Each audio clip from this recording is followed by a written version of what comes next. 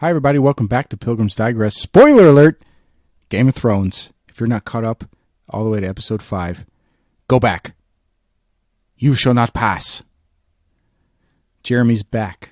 Just from the other day. We had talked about episode 4, and I couldn't get the episode out in time. So we talked episode 5, and we're giving you a bonus 22 minutes of Game of Thrones and Bruins talk, something else we talked about in the last episode. So if you haven't listened to the last episode, go do that now. It's beer and Bruins. This one's going to be Game of Thrones and Bruins. I want to see if people like the bonus episodes. If those fly well, we're going to keep those coming, looking to get 2 a week done, or maybe just 1 a week. I'm just trying this out. I am your startup podcast, the one you keep on your playlist. I'm going to keep getting great guests, people from New England that are interesting and that are worth listening to. Remember to follow me on social media, Instagram at Pilgrims Digress NE, Facebook.com/Pilgrims Digress, Twitter at Pilgrims Digress, and www.pilgrimsdigress.com. I've just started a new account on YouTube. You'll be seeing some videos there as well as episodes of the podcast as well. Enjoy and have a great week. Welcome back, Jeremy. Thanks for having me. We just got done talking, technically last week, but to our listeners yesterday, about Game of Thrones episode 4, but we've already seen 5. So we're going to go ahead and tackle that one. Initial reactions. Wow. It was a very brutal episode, as I'm sure you're aware. Very emotional, very just kind of heel turn from what we've seen so far in season 8. Yeah, things happened in this one. Right. Somebody released some game notes, some patch updates online. It said, dragon agility increased. Nice. Euron plot armor nerfed. Yeah, seriously. What did you think when Euron came out of the water when Jaime was just kind of? How are you alive? Jaime and Euron. What's going on? How is he alive? And how is Euron just is there? Like, Jaime took 2 pretty good stabs from Euron and made it all the way to Cersei and then underneath the Red Keep without, like, collapsing. I don't understand. Arya taught him how to do it. That's what happened. Yeah. When I was, the whole time I'm watching with my brother-in-law, I was like, they have to have made some armor for the dragon. That's all I can think of. Yeah, I don't know. It's And so when it came out and didn't have armor, but still kicked ass, I was like, oh, cool. See, I always thought, like, in the books, they always reference, like, other dragons being available. Yep. And I thought, like, Cannibal was going to make an appearance in this episode. Yep. Because he's still alive underneath Dragonstone, unless I just forgot about him. But did not happen. But it was a wild ride last night. There's a lot of hate, and I am in that camp of hate right now. The stages of grief, as they say. Yeah. I'm not in denial anymore. I think I'm in acceptance, because the moment the show passed the books, I think it was doomed. I'm starting to think that way. However, the end of season 6 was phenomenal. Season 7 and so far in season 8 have been subpar at best. But the Battle of the Bastards was some of the best photography and some of the best work they've done on the show. I would agree with that. But the writing kept up with it. Right. Because they still had Bolton to work with, both Boltons to work with. It's just, the more they whittle down the characters, the less room they have to make them deeper, obviously. Of course. Oh man. Yeah, so since it passed the books up, it just kind of way downhill from there on out. Yeah, it's been a slow slide down, and this season, the first 4 episodes, I was like, oh, this stinks. And then last night I was like a little bit of redemption, but not by much. Like the only thing that saved it was the Clegane Bowl. That was phenomenal. Yeah, I thought they did a pretty good job with that. I sent you a tweet from at Roman Nicholson a couple minutes ago. Quote, never have I seen such brilliant directing, cinematography, acting, editing, music, sound editing, and visual effect. Set to such bullshit writing. Hashtag Game of Thrones. I agree. 100%. Yeah, the writing has been such trash this season. And the dialogue has suffered. What would you think of Arya's getaway at the end there? Some people are saying that the horse that she gets away on, there's a theory out there that she is death, and this is kind of the horse of death. Some people think it's Bran. Some people think it's a couple different things. But honestly, I think it's the horse for the leader of the Golden Company. If you look at the beginning of the episode and then see this horse, they kind of have the same mane. That makes sense. That would be the rational explanation, and that's all about we're getting nowadays is, oh, that's that, instead of secret explanations and surprises and stuff. So people want it to be more deep. It's not going to happen. No. Yeah, I've given up on that. Let's see, what else can we talk about? What do you think Brienne is doing? I think that's the last time we're going to see her is the last episode there when her and Jamie break up. I don't think she's going to make another appearance in the show. I think that's kind of the end of her story arc. She got knighted and she got left, and that's about it. Did you like the way Sandor Clegane went out? Yes and no. So I'm happy that he finally got to square up with his brother, and I'm happy that he got to say goodbye to Arya. But how overpowered the Mountain is compared to him. Like, I know he's always been bigger, stronger, everything else, but like the part where he's just pinned up against the wall, stabbing him relentlessly, just it's crazy. Then he had to go Walking Dead on him, get him right through the eye. Right. But them really worked. Them going out, the way they did, I think both of them dying does justice. If the Mountain killed the Hound, there would have been a huge fan outcry. If just the Mountain died, it might have been a little bit of fan service. So you can't really win. Killing them both, I think, is fair. I would venture to say that George and Martin wanted it that way. I could see that. But we didn't see Bran. We didn't see Brienne. Who else did we not see in episode 5? Sansa. Yep. She was not in episode 5. I feel like the people we didn't see this time are going to be in 6. I think Sansa certainly will be. Bran definitely will have a hand. I think Arya is going back to Winterfell, most certainly to kind of explain the events of what happened at King's Landing.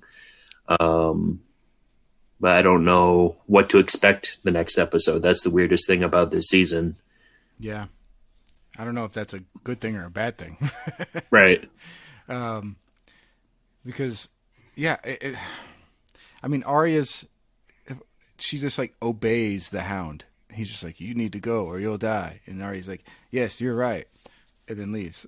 It's just not, it doesn't sit with me as far as Arya character arc goes. But like I said, we're going to do in 2-3 seasons. I told my wife he's probably got 1,000, 1,200 pages. And they're supposed to put that into, 2-3 seasons? That's gotta be tough. That's got to be tough. For sure. And they could have stretched out season 7 and season 8 and made Dany's progress into the Mad Queen more stretched out so you can kind of see the development instead of saying, whoa, here she is. Yeah, and you want to be able to say, I may slip into that if it was me too.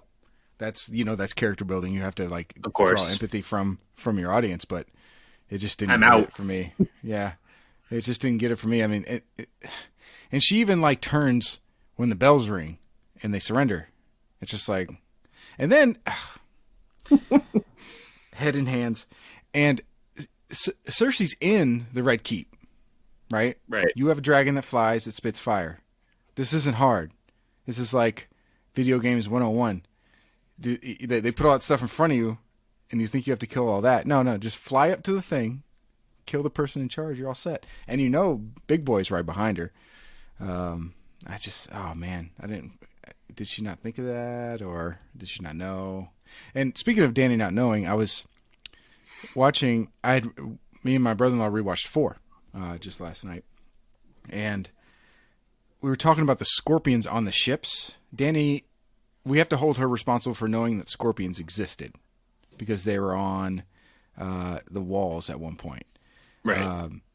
But then they get updated and then put on the ship. So she flew over the ships. She knew scorpions existed, but she didn't know they were on the ships. So that gave me a little, all right. And I feel like somebody had a conversation in a writing room that went just like that. Oh, but she doesn't know that they're on the ships, so we can have her fly 500 feet above them, right past them. But then she just, and then the next time she flies by, they're on the walls, and she just flies around all of it and just blows them all away. And then when Qyburn says, "Oh, the scorpions have been destroyed," I was like, "Oh my gosh." So, like, my question is, if she could have done this in the first place, did Rhaegal need to die? Exactly. Like, what was the point of killing Rhaegal at that point? So she found out about the scorpions then? Like, what was... Oh, yeah. I maybe George just wanted her on one dragon. Maybe Fair. it was a one dragon thing. My speculation is that I guess the rub is what did George tell the writers the end was? How much detail did he give them? Because I'm hoping that he gave them like a super rough outline. One dragon, Danny goes crazy, some people die, right? And then they get to run with that. Because if he gives them like, here's the last chapter, then my book reading experience will hurt, I think. Because if I get to the last chapter and it looks just like what I just saw, I'm going to set this book on fire. That's true. Do you have any predictions for next week? And then we'll get into the Bruins. So, I've been reading online, kind of gathering reaction and, following some of the actors and stuff like that. I think that there's going to be a failed assassination attempt from Arya. She's going to get killed. Jon is going to react by killing Dany. And I think ultimately Jon takes the Iron Throne, but also Gendry might have a place on the Iron Throne, but I don't know how much he wants it. But he has not been highlighted in anything since the episode, I think, 4. When Dany gave him made him yeah. But I don't think he would want anything to do with the Iron Throne, so I think it's going to be, Jon, killing her after she kills Arya. But yeah, that's kind of what I think is going to happen, and then everybody lives happily ever after at the end. I'd like to see something similar. I can see the same thing, but Dany killing Sansa. Maybe both of them. Maybe Arya and Sansa. That drives Jon. Ooh, I don't know. I just don't understand. I was telling my brother, I said, "Man, if I was Jon Snow, I'd be like, let's just get married. You do all the work. I'll go play golf." He's crazy. That's what I would do. Right. Because if she's as great as she says she is, he wouldn't have to worry about it. But she clearly proved that wrong last episode. But I don't know. Your brain on what you thought of Varys' death? Oh gosh, it was because in the books, man, he is so. They did a good job with the little girl that comes to him with the. Yeah. He's the little bird. She's the little birdie that like kind of finally explained, which I liked, and it's how I imagined it anyway.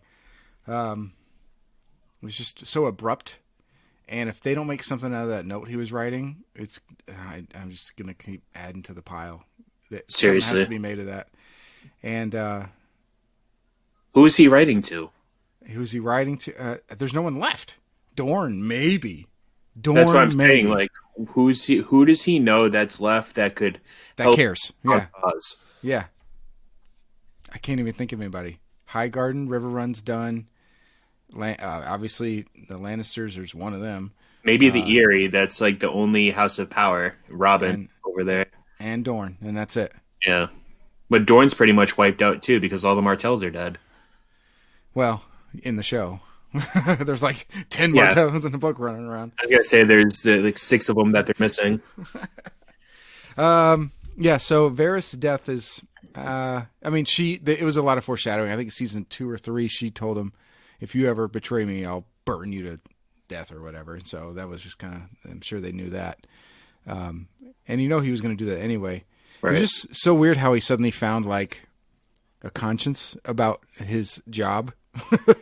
When before he was just kind of manipulating people, and suddenly Jon Snow comes along and he's a fanboy and all over. It's like I just never like got his real motivation because it just flipped right there. Because he's not getting any he's not obviously not getting any sex out of this, and he's not getting any power or money. He just is just interesting to him. I don't know. He protects the realms of men. He looks out for the common folk. That's kind of his. Yeah, you're right. That's true. But my thing is, much like Arya, much like Daenerys, his whole story arc has gone to crap in the last season. Like, you build up these strong characters, and then he slips up and is dumb for an episode. Like, that doesn't make sense to me. He's so calculated, so precise about everything he says, everything he does, and all of a sudden he's spilling his guts to Tyrion, and he dies. Right, and they didn't even do Littlefinger like that. The way Littlefinger went out, he still kind of kept, like, everybody was surprised, even Littlefinger. Right. that he went down. Varys was like, yeah. He kind of had this face on him like, it's the last season. I understand. Right. The thing I wish they kind of expanded on more, what he was getting killed for exactly. I know it's for treason, but what are the charges? They didn't really say you betrayed me. You sent out these letters. Like, they didn't say why he was getting executed, just for treason. And then Dracarys, he's dead. And Jon was standing right there, so that means that says to me that Jon agreed, and then also agreed to the fact that when somebody says Jon Snow should be on the throne, they should be burned alive. Yeah. And then within the span of 20 minutes, he seems to have changed his mind. And during the burning of King's Landing. So. Yeah, for sure. He was trying to rally the troops, get everybody to leave, and he's like, this is not what I signed up for. You know what I mean? Yeah. And then I was saying to my brother-in-law when we were watching, say, if you're Dany, she did give Cersei the chance, and the bells did ring. So I guess if Dany had done that before the bells, I wouldn't have so much hate for her in my heart. But she did it after the bells. Right. And it's just insane to me that, prior seasons when she's talking to Lady Tyrell and she's saying, I'm not going to be the Queen of Ash, and then goes ahead and does this, and she's all about freeing the people and being the people, and then she kills her people. Like, it's just so contradictory. It was too rushed. You can't flip a character like that in 1 or 2 seasons. You just can't. No, it has to be a slow progression, and that's why I want them to stretch it out. You got to give it to Emilia Clarke, though. She did a good job. I think she did a pretty good job of working. Dude, her acting was amazing. Yeah, she was all dirty and weird looking, but she did a good job acting, I think, especially in that episode. Yeah. Any other thoughts before we move on to the Bruins? No, I think I'm all set. What about you? We got our predictions in. I'm nervous about what I'm going to watch after this.